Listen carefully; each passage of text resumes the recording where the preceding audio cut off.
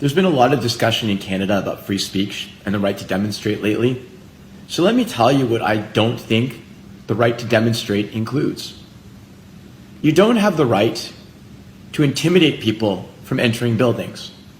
You don't have the right to block people in a building for hours and not let them leave because you're barricading the doors and they're afraid to leave. You do not have a right to take away other people's free speech.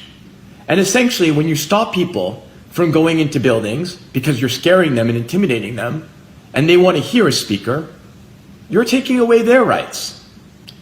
Rights in Canada are subject to reasonable limits. And when you exercise your rights, you can't take away the rights of others. Another thing that is an issue is speech. Now, we shouldn't only be judged on whether we've taken speech to a criminal level.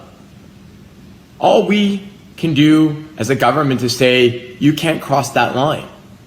But in polite society, you shouldn't need to be told that there's other lines that you can't cross. If you know that what you're yelling scares and intimidates other people, if you know that what you're yelling to another group constitutes a call for genocide against them, and you could say in other words what you want to say, why on earth would you be using the words that cause pain and harm and fear to another group? And so I call on all Canadians exercising their legitimate rights to demonstrate to do so judiciously and to uphold the law. And I call on police to enforce the law.